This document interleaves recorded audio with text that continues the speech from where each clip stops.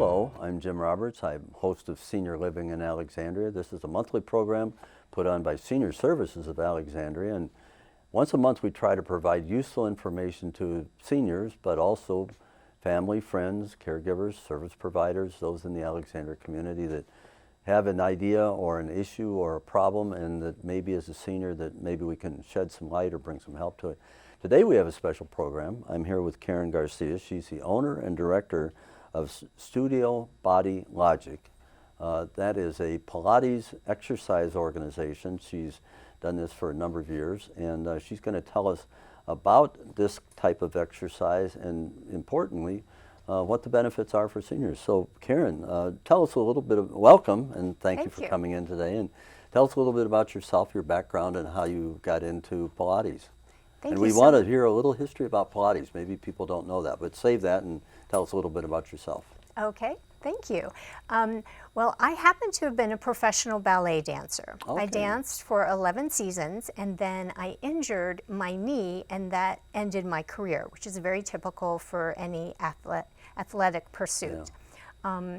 I was involved in physical therapy and going to the gym, trying to rehab to get back into my career, and unfortunately it didn't work. Then I took a mat class from a Pilates instructor, and that was the first time I could work out without pain. And from there, I went and started taking private lessons on the apparatus. So I went from walking with a cane and being in pain most of the time to being able to function again.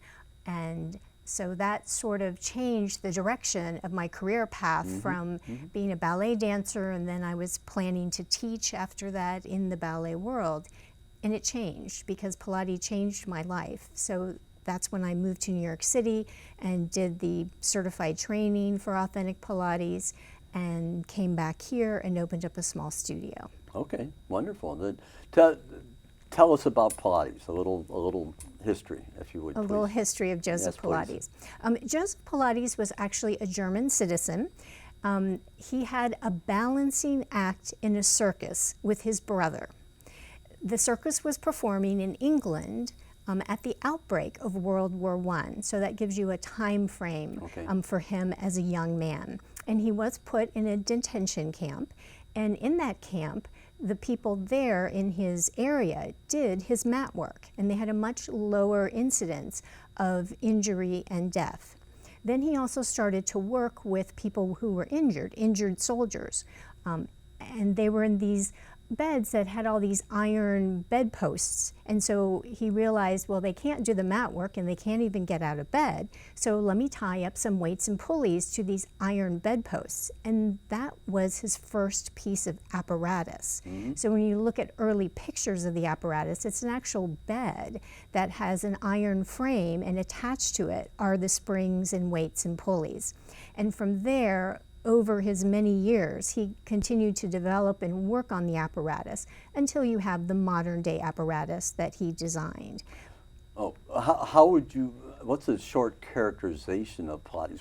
If you had to give a short description to somebody that absolutely you had never heard of it before, what would you say? Heard of Joseph Pilates? No, of Pilates as an exercise As an regimen. exercise. Yes. It's an exercise system. It's a mind-body exercise system that works the entire body. It's full body movement. It works on strength, flexibility, balance, and coordination. It's mat work and multiple pieces of apparatus. So these are defined exercises, disciplines with defined apparatus. It's fairly not rigid, but it's pretty well described. It's not making up something new or whatever. Correct. How do you decide? Okay, so, and you're running a studio. Yes. How does a person decide what's their particular program? How do you do that? That's a great question. We do work that's considered authentic or classical Pilates. So in order to be certified, takes usually 2 or 3 years to do the entire certification program because we have about 15 pieces of apparatus, we have hundreds of exercises, and hundreds of variations and modifications for people who might have injuries or other things that they need to work on. Okay. So the way we figure out what works best for each person is to look at that person, see what their needs are, and then we design a program. And it's our training that allows us to do that because everybody's body is different. And so everyone's program has to also be different. So they sign, so tell me the mechanics of it. They learn of your studio, they learn of Pilates, they find you. Correct. And they come in and then you do an initial intake session? We do. Most people, we do an evaluation of where they're at. And then from that point, they either can do private work on the apparatus, one-on-one with an instructor, or we do have some small group classes with like 2 or 3 people at the same basic level. And then we also have small group mat classes, between 8 and 10 people in a mat class, working individually with an instructor.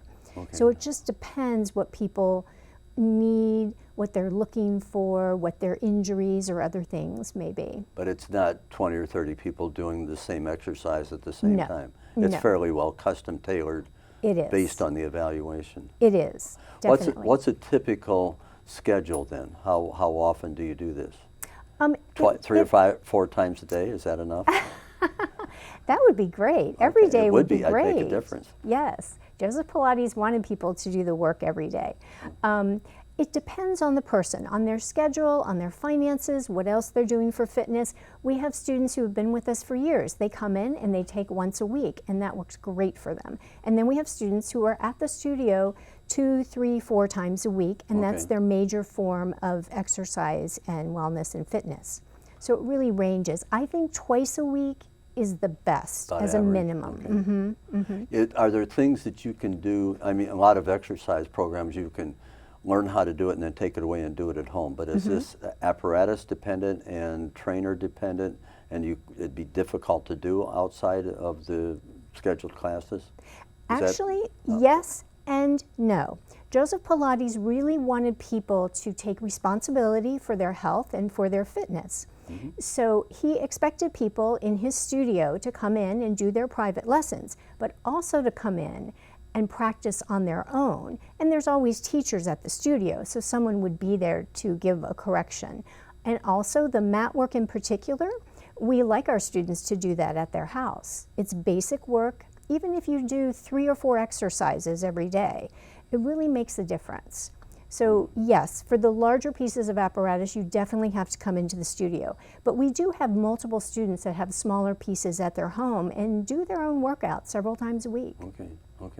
We're going to have to go to a break, and we do want to focus on seniors when we come back. So, and I'm told that maybe you've got some demonstration that when we get through, you're going to show us how to do some of these things. So I'm looking forward to that. So great. Sit tight, keep that thought, and we'll be right back. Thank you.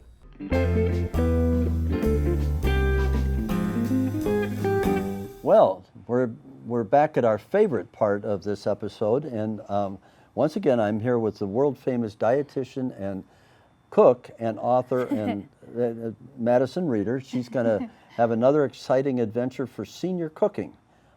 Today we're going to have a dessert salsa, is that correct? That's correct. Now, these are all original recipes that she has made up. It'll be in her Best of Madison cookbook, which will be in your bookstores very, very soon. But in the meantime, we're going to have another wonderful cooking demonstration. So Madison, take it away. What did we do first? Absolutely. Well, salsas aren't just resigned to the summertime, and they're not just resigned to savory, salty flavors. Yeah. So what we're going to do is we're going to incorporate some flavors of fall using some cinnamon, but also some summery kind of fruits, some fall in season fruits to make a lovely little dessert. A dessert. Yeah, I think in the fall time we tend to do lots of like pies and cookies and cakes, and this is a little bit different. So if you want to bring something different to one of the holiday parties that's coming up, this is perfect for that. Okay. So it's very, very simple to make. We're using a lot of fresh fruit, and we are also going to be using the air fryer, which is something new that people are really excited about. So I'm excited to show you I'm excited that. about an air fryer. I've never heard of it. Oh, well, But you're going to explain it to I us. sure will. So All right, let's air start fryer. with the salsa base first. So Okay. what we're going to do is we're going to take this big bowl here, Yeah. and I have some chopped up strawberries. I just took one container of them, one of the containers from the store, chopped them up into pretty small pieces, as you can see here. Right. And just so that they're easier to scoop up. We Okay. always need to scoop our salsa up with something, right? Okay. So what we're going to do is take this spoon, and we're going to just pour them into Strawberry. a big bowl here. All right. And then, while strawberries aren't overly in season this time of year, our apples are, and they're really the star of our salsa here. So What, any kind of apple? we want to do a Granny Smith apple. Granny Smith, Because okay. our strawberries are going to add some sweetness. We will add a little bit of extra sugar to this, and our Granny Smith apples are tart. So we want to have a little bit of a bite to this salsa. So I chopped these up really fine. Now you can take the skin off, but I left it on because that gives us a little bit of fiber. Sure. So what that does? Fiber's good. Absolutely. Yeah. It's going to help keep us full, help that GI tract. Yes, indeed. All Definitely right. a good thing. So we're going to add those That's in. about one apple? That was 2 apples. 2 apples. 2 apples. All right. Yes. 2 Granny Smiths. 2 Granny Smith apples. All right. We will just mix that together just a little bit. These Thank you over very here. much. Out of the way. Toss that together. Oh, it's colorful. Yes, it's very colorful. You could do this at Christmas time. yeah, and it's perfect all year round, or really. just do it every season. Yes, absolutely. right. And then the last thing we're going to add a little bit different. We're going to add some Oh, kiwi. yes.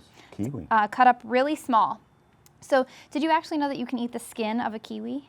I didn't know that. You It's sure very can. tough. Yes, it's not everybody's favorite because of the texture. So we're going to cut it off for this, but just some food for thought. see, But yeah. you still get a lot of fiber, a lot of great flavor from this kiwi. So Okay. this is about 3 kiwis. Okay. We're going to add those in there.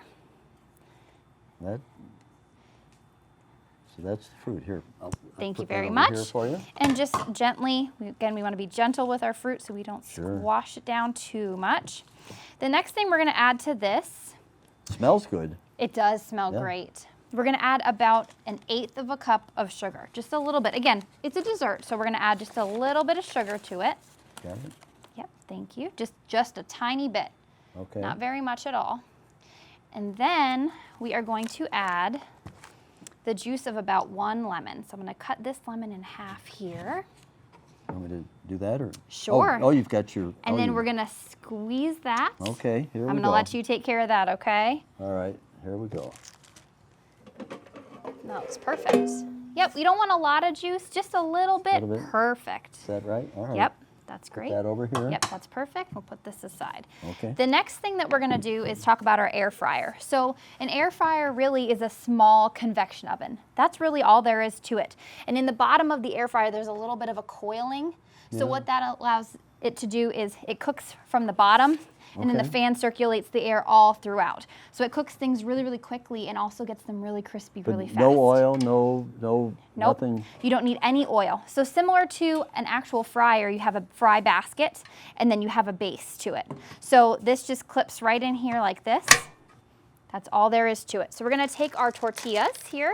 So when you clean it up, you don't. It's just wash it out in soap and water, no oil or anything. None at all. And How you can, handy could that be? All right. absolutely, you can also put it right in the dishwasher too, which Okay. is great. Okay. So we're gonna make our own pita chips. Instead of buying some, we're gonna make a sweet pita chip for today. So we're actually gonna take a whole wheat tortilla because it's loaded with a little bit of extra fiber and it gives it a little bit more substance. Okay. And we're gonna just take some kitchen scissors and cut that into triangles. do- So all right. I'm gonna let you do that. Triangles. Yep. You don't want quadrilaterals or I mean, you really could do any shape that you wanted, but we'll go with triangles for today. triangles will do. Okay. Beautiful. There we go. So what's really important about when you're using the air fryer is you want everything to lay pretty flat against the bottom. If you layer your tortilla chips especially, what's gonna happen is they're gonna get cooked pretty unevenly. I see. So we wanna lay them as flat as we can. All right. We're not gonna add anything to them at this point. We're just gonna lay them in here flat, as many as we can. I find that I can get about 4 or 5 depending on the size of them. So we'll start with 4. Oh, okay. I think 4 is pretty good. Yeah. We For, on top of that, or Nope, we or- don't want to layer them. So All we'll right. just keep them like this. Okay. They're sliding a little bit. And we're going to put them into our air fryer and set our temperature for 320 and for 3 minutes. That's it. 3 minutes at 3 320. minutes. Once 4 they're only. Yep. All right. And then what we're going to do is after that comes out of the air fryer, they'll be a little bit crispy, and we're going to add some cinnamon sugar to that. So just cinnamon and sugar. What we're going to do so that that sticks is take just a tiny, tiny spray of a cooking oil. Any cooking spray will do. Shake it up. Give them a little spritz. Sprinkle this after over they top. come out of the air fryer. Yep. And then they're Afterwards, still warm. They're still warm. Right, okay. And then we're going to put them back in for 3 minutes. Oh, okay. So the reason we don't do that from the very start is because if you put that cinnamon in too early, it will burn. I see. So we don't want that to burn. We want it Still to at have that nice. 325 the second time. Yep, we want Got to have it that Okay. nice sweet flavor, not burn. Okay. Okay. And then when they come out, they will look like this over here. That was quick. And really How quick. did you do that?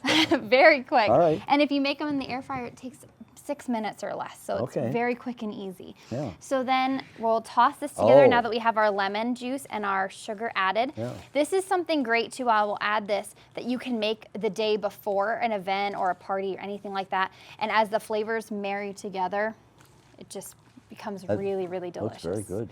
Yes, it does look very good. Would you like to give it a try? Is it now? So you've had your entree, your main meal. You've had all of that, and so you bring this out in bowls, or put this on a plate, or let people help themselves. I like to let people help themselves Yeah, and, okay. and see how it goes. And So- this is something that goes pretty quick at parties and events. So you can So just what do grab you- a chip, Just do this. yeah, and scoop it up, just like you would with traditional All right. salsa. Oh my.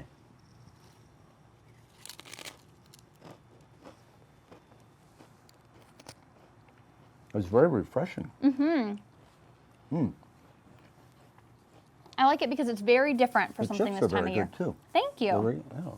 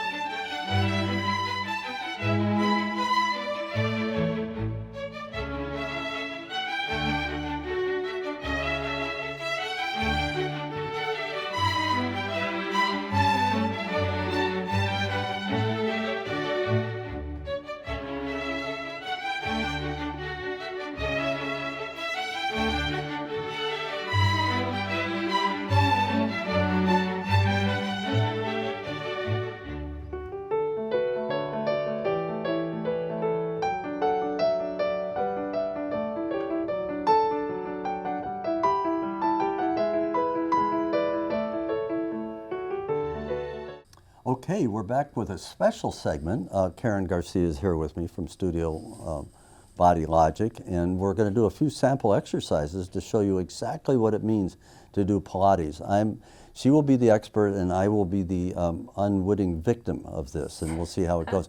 This is all, by the way, we want to lead into an October 17th speaker series. Karen will be there, and there will be other exercises, but be sure and come, and you'll get a far greater display of Pilates and other exercises. It's on wellness, and urge you to come to that. But for today, you've got a couple exercises for us. So tell us the apparatus and what we're going to do. In Pilates, we have many pieces of apparatus. Some are very large, some are medium sized, and then we have these smaller pieces. This is called the magic circle. The magic circle actually has hundreds of exercises that we can use the magic circle with. I'm going to show a couple basic exercises that we would use, and it really shows you how to connect into what we call powerhouse. So that would be our back and our abdominal muscles and our buttocks muscles, because we need those muscles for all the heavy lifting of our bodies. So I'll take the magic circle, put the palms of my hands on the edge of it, and my elbows are not locked, because elbows are joints and you don't want to lock a joint, but nor are they bent. But they're long, which makes the exercise harder and more challenging because it's further away from us, which allows us to learn how to pick things up, yeah, and use our back and abdominals to do it. So the first thing I'm going to do is not use my arms. It's not an arm exercise. It is an abdominal exercise. So I pull my abdominals in, I engage my shoulder blades, and then I press. So I'm pressing the circle. I'm actually feeling more work in my back and my abdominals, less in my arms, although of course I'm using my arm strength. And again, I press. And then to add some balance and coordination into the exercise and make it a little more difficult, I'll rise up to the balls of my feet and balance while doing it. And press. And then I'll do it over to the side. And I'll press and release. Abdominals, shoulder blades, press and release. And then to the other side. Abdominals, shoulder blades, and press and release. And one more time, press and release. And then behind me, which is harder. So I'll turn to the side so you can see me. Onto the balls of my feet, I engage my shoulder blades, lift my abdominals, and then press and release. And I can rise up to add balance to the exercise. Good. And now Jim will be doing the exercise. She makes it look easy. Here we go. Here we go. So. Good. Get a good stance. Lift the elbows. That's it. Good. First thing is, think of pulling the abdominals in towards the back of the room, yes. Engaging the shoulder blades, and now press and release. That's it. Okay. And press and release. Good. Now over to your hip. That's it. Good. Bring it a little forward. Okay. Good. And hold it here so it doesn't slide. Oh, right there. Okay. Exactly right. Looking straight forward, good posture. Abdominals, shoulder blades, and now press and release. Good. Press and release. Excellent. To the other side. Same thing? All right. So you're even for the rest of your day. Oh, yeah, I don't want to be crooked. Abdominals. That's right. Abdominals, shoulder blades. So your back is really helping you do the work. Okay. And then your whole posture just changed. Excellent. My attitude's good, too. Weight over the balls of your feet. Oops. Abdominals, shoulder blades. Now lengthen the arms a little more for me before you press. Okay. That's it. Good. Now press. It should be hard. Well, it's not easy. Okay. Well, Good. that's great. A small workout, I can do more. Good. And you had another one for us? I did. Okay. I did. We have a piece here. It's called the 2x4. Again, a very basic piece. We use it for footwork. In Pilates, the footwork is very important. We need footwork because we need to be able to walk in particular. Walk and coming upstairs. So in many exercises, we have a foot component to them. This one also has coordination and balance. So I'm taking hold of this small ball and putting it in between my legs just to keep my legs in a parallel position. Then I'll take a moment to let my heels rest. So I'm getting a good stretch of my hamstrings and Achilles. My hands are just lightly here for balance. I'm going to rise up to the balls of my feet, bend my knees forward, and then slowly lower my heels, getting a good stretch of my legs. Again, I rise up as high as I can to stretch my toes, engaging my buttocks, engaging my abdominals, engaging my shoulder blades. Bend my knees, and then I roll and lengthen. And then I'll reverse it. Bend my knees, and my posture should be fairly upright. So one of the hard things about doing this exercise is not just the footwork, but the keeping of the long lengthened line from the crown of my head all the way down through my feet. Just like we need when we're walking or sitting. Good. And now I'll let Jim do it. Uh-oh. All There's right. the ball. Put this here. And this goes right about there? That's good. Yes. Okay. Take a moment to just stand and look forward. The hands can be here for balance. Exactly right. Do you feel a stretch? I feel wonderful. Good. Great posture, good shoulder blades. Pull the abdominals in and rise up to the balls of your feet. Good. Keep those heels lifted and bend the knees forward a few inches. That's it. And then roll down, keeping that posture. Good. Okay. Again, rise up, bend the knees. That's it. And lengthen. Excellent. Well, that's and good. Again, rise, bend the knees, and roll down. And now reverse. Bend the knees first. Bend, rise up, and lower. Good. Again, bend, rise, and lower. Excellent posture. Last time, bend, rise, Whoops, bend, rise, and lower. and lower. That's it. Good. Wow. Very nice. And think what could do if I came to your studio and did this for a while. I would magically transform myself. Yes. Well, that's wonderful. Those are very good. Those are easy to do. Good. And good instruction. And you can do them at I don't know home. what could go wrong. I'm better for this. Good. Thank you very much. I You're really so appreciate welcome. it. You're welcome. Please do come and see her on October 17th. Yes. It'll be good for you. You can look like, well, not, you can look like her. Yeah, thank you.